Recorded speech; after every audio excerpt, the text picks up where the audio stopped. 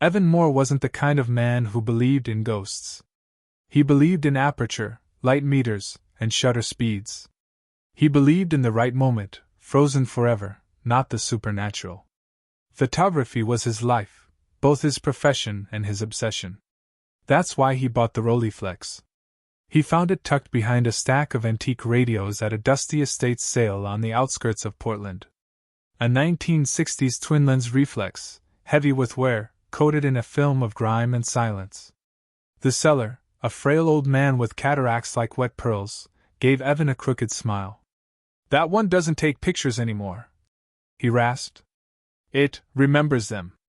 Evan smirked, thinking it was just a poetic way to say the camera was broken. He paid $20 and left, the camera resting on the passenger seat like a sleeping relic. At home, he turned it over in his hands. There was something unsettling about it, the cold metal, the creaking hinges, the way the twin lenses stared back at him like wide, glassy eyes. Still, Evan admired its craftsmanship. Mechanical, not digital. Pure analog. Real history. Out of curiosity, he grabbed an expired roll of Kodak Tri-X 400 from his fridge, one he'd been saving for a project that never materialized, and loaded it into the camera. It clicked into place too smoothly, as if it had been waiting. He took a test photo in his living room, just a shot of his armchair near the window, soft light pouring through sheer curtains. The camera made a mechanical snap.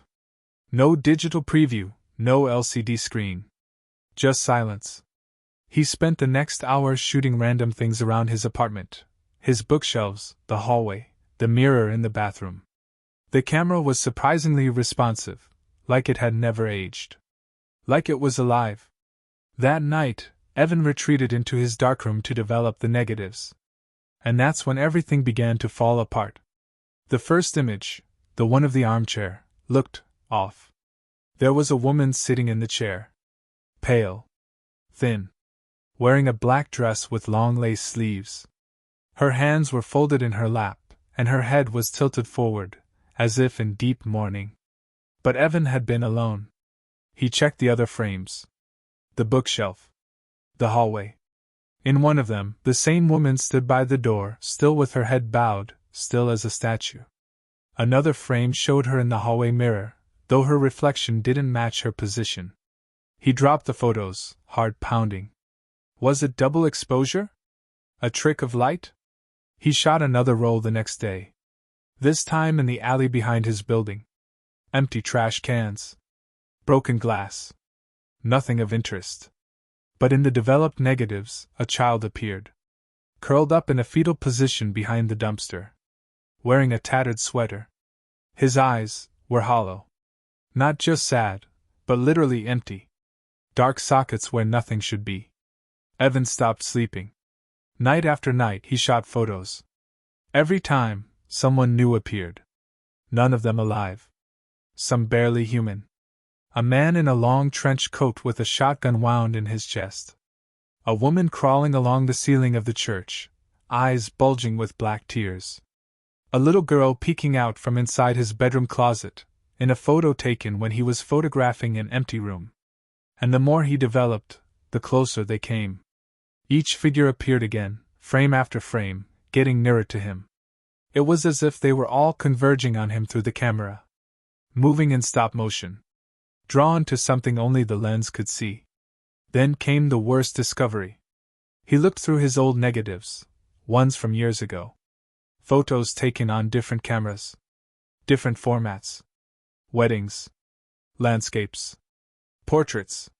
And yet, there they were. Faint shadows in the corners. A hand behind a curtain that wasn't there. A face in a window 5 stories up, mouth stretched wide. They had always been there. The camera hadn't summoned them. It had simply revealed what had always existed. The ghosts were real.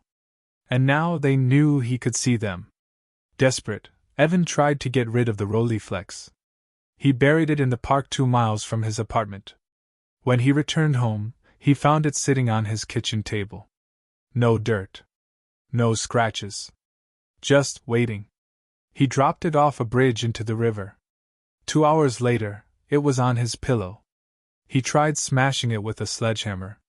The sledgehammer cracked. The camera didn't. Then came the dreams. Always the same. He's walking down a long hallway lined with framed photographs. Every photo is of him, sleeping, eating, staring out the window. And in each photo, the dead are watching him. Getting closer. Frame by frame. At the end of the hallway is a door. Behind it, breathing. Heavy. Animalistic. And something with antlers. In one frame, he saw himself dead. Lying in his bed. Eyes rolled back. Mouth open. And above him, a tall figure draped in shadow. Its antlers scraped the ceiling. Its hands cradled the camera. That same damn camera. Evan lost his job. Stopped answering friends. Stopped eating.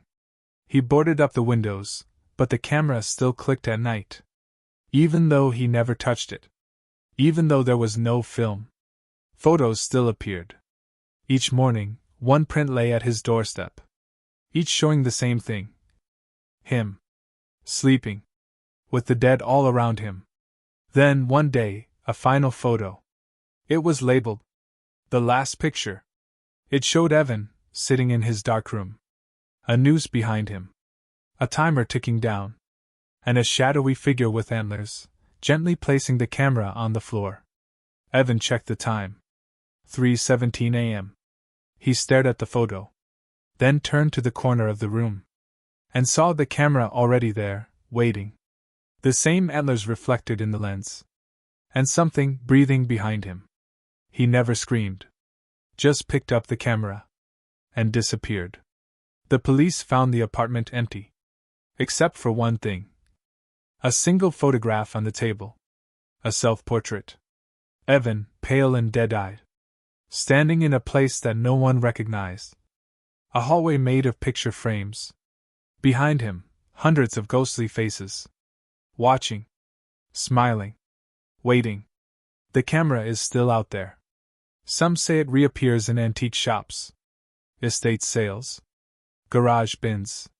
If you ever find a vintage Rolleiflex with black lenses that look a little too human, don't pick it up. Don't load it with film. Because it doesn't show the past. It shows what's already beside you. What's been there, this whole time. Waiting to be seen. Some photos should never be taken. Because once you see them, they see you too. Thank you for watching Dark Corner Stories. Don't forget to subscribe for more stories.